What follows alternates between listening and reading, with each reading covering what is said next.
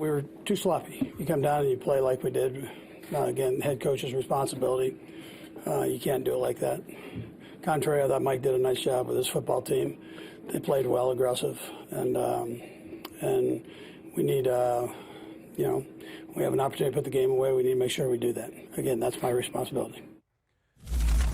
Andy's always great about taking responsibility. Nobody better. Every single time. Takes more bullets than any coach in the history of football. So he said his team's too sloppy.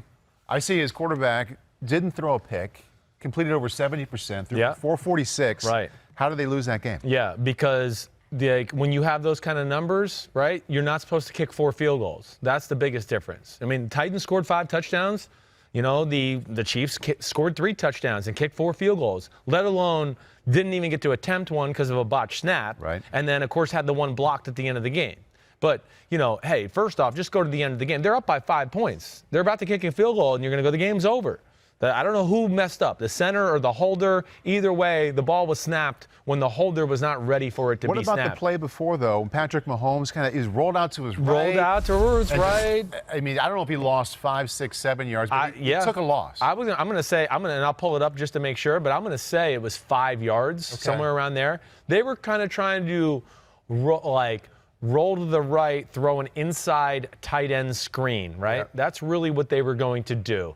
And it wasn't there. So then he takes it. He lost 5 yards. So that took them from the 24-yard line back to the 29-yard line. He treated it kind of like it was like the last minute. He just didn't want to run out of bounds. They were going to make Tennessee use that last timeout. They had 1 timeout left, and I'm sure Andy said, listen, if you don't like it, fall down, so they have to use that last timeout because he's thinking, okay, we're going to make the field goal and go up by 8, and now they're going to have to drive the field with no timeouts to score a touchdown. But they could have punted, and it's still a 1-score game no matter what. Yes, okay. And with the talent they have at punter, you're likely putting them somewhere inside the 10. Yeah. And even though Derrick Henry had been really good, and but they're Tannehill at the 29. He's made 4 field goals already, and you got Patrick Mahomes. But it doesn't put you up by 9. No, it's still a 1-score game. Yeah, it's a 2-score game because you got to score twice. It's called a 2-point conversion. I hate everybody trying to say that. You got to score a touchdown and then you got to score another touchdown for 2. One possession. Yeah, okay, good.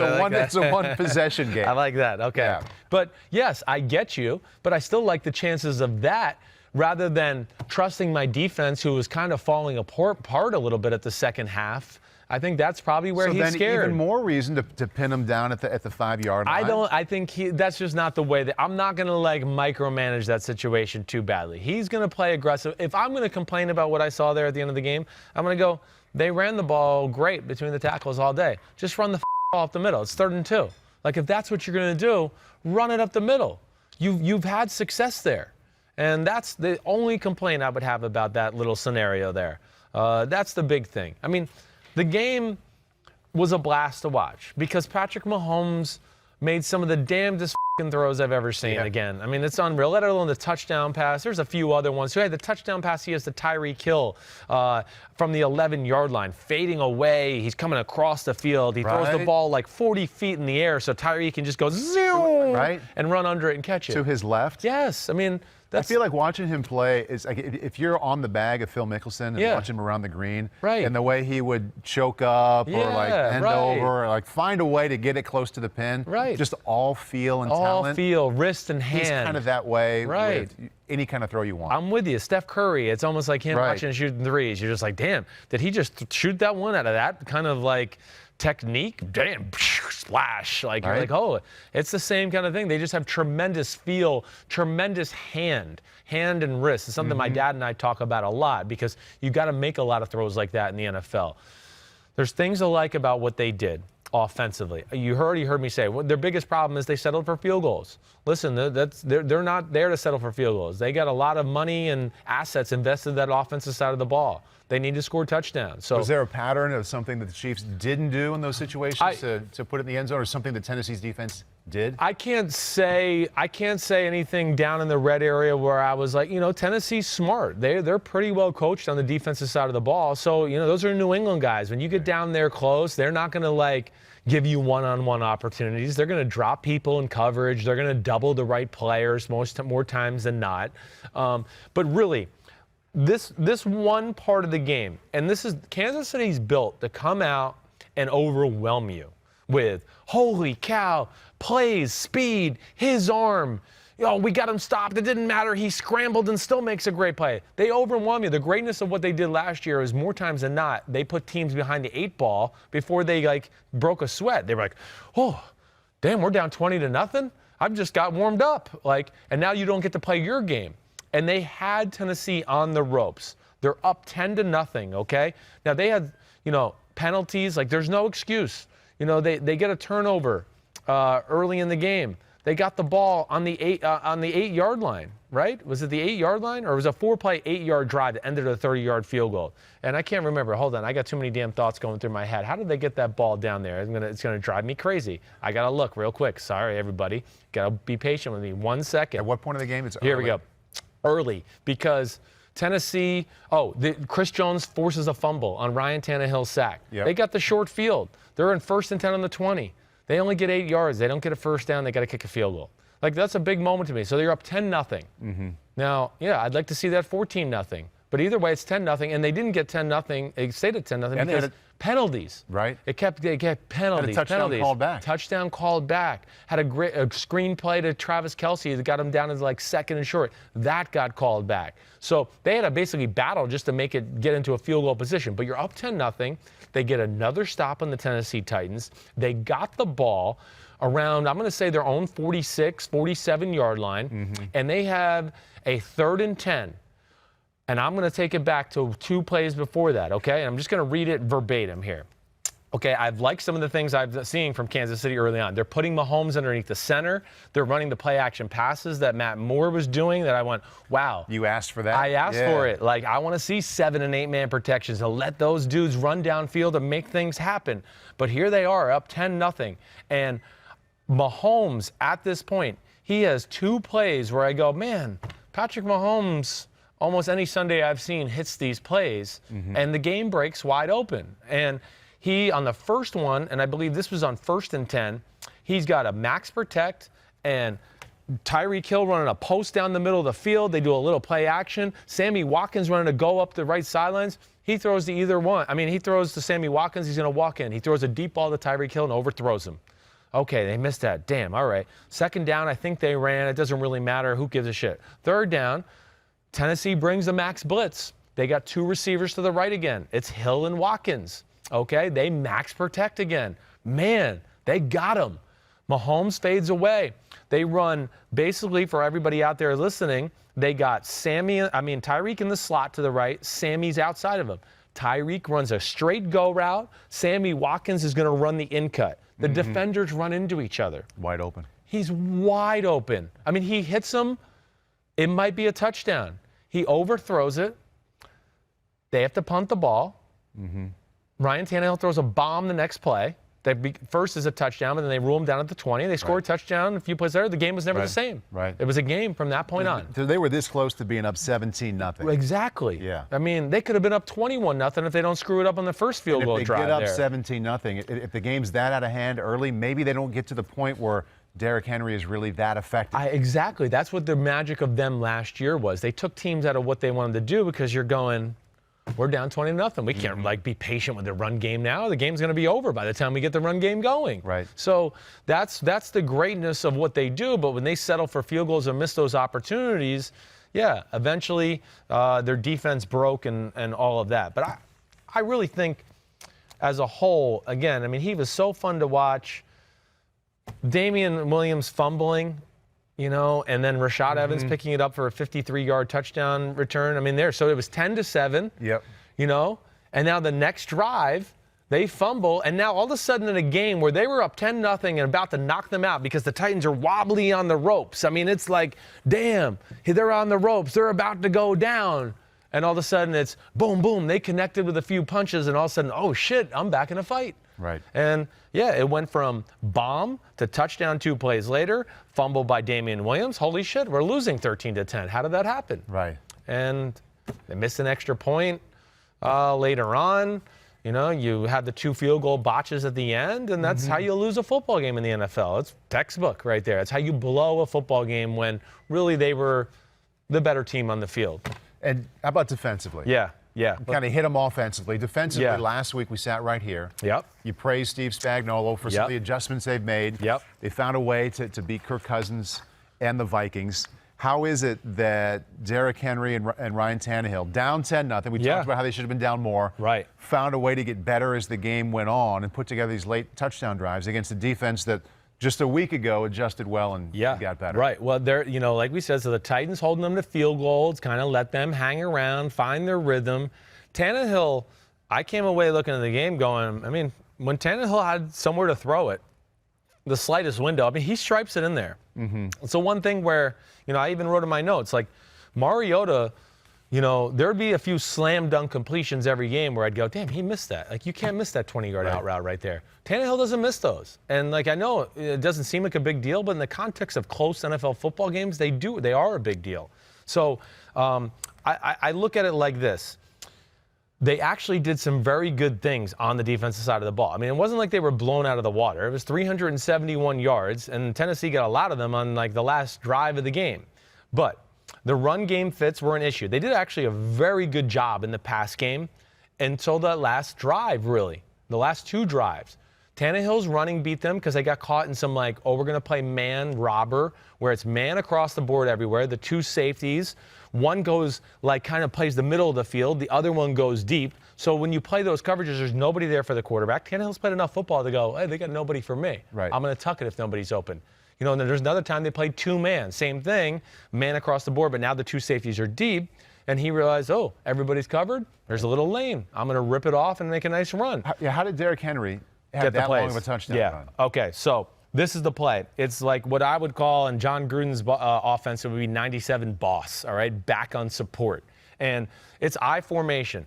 It's I formation, tight end to the right. They motion the tight end across to the left side, and they basically run outside zone to the left. And what happens here, and again, this is tough because I've liked this. They got Chris Jones at D end, because this is what they've been doing a little bit lately. Let's get big up front. We'll stop the run. We'll play a 310-pounder at defensive end, and then we don't have to compromise our secondary. Well, they run the outside zone to the left, okay, and the linebackers kick too far over that way as well, to where the weak side linebacker, Reggie Ragland, is head up. He's the weak linebacker. He's head up basically with the center. So can you picture that in your head, right? Yeah. So you have all 3 linebackers. If you're the quarterback and you're looking at the defense, all 3 linebackers are from the center to the left. You're overplaying your alignment right off the bat. And any smart running back's going to go, the cutback might be there. But it's double there when Chris Jones, who's 309 pounds, all of a sudden has a gap again that's 10 yards wide. And he couldn't close it down far enough. So he didn't close it down. It left a cutback lane for Derrick Henry. It looked kind of He broke one tackle, like the one from last week. Like what they did to the Chiefs. Well, reach to the left, not there, one quick cutback and make one safety miss, and boom, you're gone. They tried to play it like the safety was down weak, and then they rotated really late. So Juan Thornhill is rotating to get back in pass coverage, and now he sees the cutback, and he's trying to stop his breaks. Let me try to make a tackle, and good luck trying to come downhill out of control, making a tackle against that beast. Yeah. I mean, he's a beast. How is it that the Chiefs' defensive front, and we talked a number of times about how they can wreck games, especially Jones. To me, Henry's a running back where if you get to him in the backfield, you can kind of make him look average. Yes, because you he's can. Not that shifty. No, right. Doesn't have that much making miss. He needs a little right build-up speed. He's not a guy that just 0 to 60 in a second. Yeah. You're right. How is it that he had so many times where he got to the line of scrimmage or threw it without being affected at all? Yeah, they mashed him a little bit.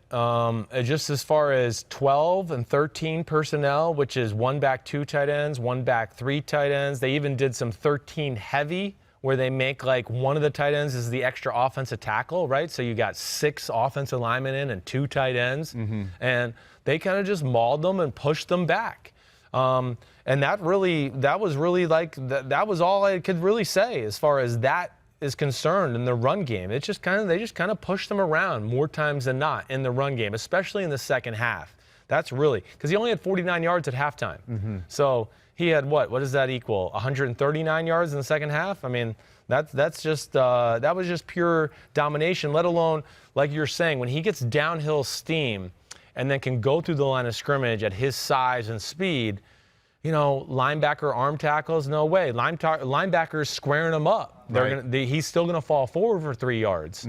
There was a lot of that. And I think that was the big thing. I wasn't as concerned with the Chiefs' defense as I thought I was going to be as I watched the film. What'd you think of Ryan Tannehill? Tannehill just, you know, he just knows how to play quarterback better than Marcus Mariota. And I think his runs and the big post throw and the drive was phenomenal. I thought the last drive was similar to what Matt Moore did a week ago against the Vikings. I know we're talking about the same team, but he hit a couple really big throws to put him in position, and Tannehill added a big run. Definitely. 2 big runs, I believe. Maybe it was one. It might have been one. Yeah. It was 20. Yeah, 20, maybe it was a drive. Yards. I might be thinking of the drive before we had another good run, too, in a similar situation. But he also had the 2-point conversion. Yeah, I mean, which was a great run, too. Lowering his shoulder, tough. But, yeah, his experience, he knew, okay, they're in those coverages we talked about, 2-man, man robber, where he knew nobody was there to account for him. And he's fast. I mean, he's a 4.5 guy coming out of college. I mean, he went to Texas A&M. He started at receiver. And here we go. Here's the play that won the game, okay? Here it is. It's just 4 verticals. It's 2-man coverage, okay? And the play before this was the same exact play, except he hit the tight end on the right side. And then the next play, they came back and said, let's do it again. And they did it again. And as you see, the zebra slot receiver, anybody who's watching on YouTube, like Adam Humphries was in the slot to the left. It's 2-man, so it's man-to-man underneath. You got the 4 corners covering the 4 receivers, a linebacker on the halfback, and Adam Humphries. Go ahead, John McDonald. Look at it. Look at that beauty drawing there. But how are you holding that pen, by the way? I don't know. I'm a lefty. Everything's messed up. But he basically runs the 4 verticals, but does a great job of like acting like he might run a little of an out route, turns his shoulders, and then hit it back to the middle. And Tannehill threw a strike. Tannehill did a great job. It was a wonderful strike, but he had that moment where he was at the top of his drop, Chris. Yeah. And he wanted to throw it, and that little shake hadn't happened yet, and he just waited. He had a little split second of wait and patience and threw it at the exact right time and looked like a veteran quarterback who had started for a number of years, which is exactly what he is. Yeah, exactly right. That's exactly what he is. But you're right. It was 1 scramble on the last drive. Right. It was a scramble the drive before. So he had a scramble and then 2 4 vertical plays, and they score in a 4-play drive. I mean, that's insane to do that. You know, he scrambled left for 18 yards. He threw an incomplete pass, which was a great throw to A.J. Brown, who dropped it down the left sideline. And then he throws the seam to the right to Ferkser, I think, and then left to Adam Humphries, touchdown. And then, hey, Kansas City still got down the field and had a chance. Yep. I mean, just unbelievable. But my big takeaway from that, again, the Chiefs are not going to be world beaters on defense. I still am not just like, oh, they're horrible, horrible. They actually were all over the pass game for the most part of the day. This game came down to like misalignment by the linebackers in some of those run plays. I talked to you about how they kicked them over and did things like that. There was a few times they lined up and I just went, I don't know how you defend the backside. Guard tackle gap. How the weak side linebacker is so far kicked over strong that there's nobody there. I mean, how can he get there if they just run straight downhill? There was a few of those runs where I just questioned the alignment of the linebackers by the Chiefs. And I'm sure that's how they were coached. They weren't just doing this. There was something in the game planning that week where they wanted them to kick over. Right. And they just never readjusted after that. Before we put this one to bed, move on to the highlights, the headlines again for some more games. Those 2 teams played 10 times. How many times did Chiefs win? 8. About right. I think so. You could even, I think so. Would have guessed 7, but maybe 7 if we're going to be. But kudos, 7 or 8. Kudos to Tannehill. That's right. And to Henry to Vrabel and Dean done. Pease for playing like good defense in the fringe red area to holding that group to 4 field goals. You know, hey, it's like the old New England philosophy. We score touchdowns, you kick field goals. We score touchdowns, you kick field goals. Hi, I'm Mike Tirico, and thanks for watching. Make sure to hit subscribe for the latest news and highlights from NBC Sports.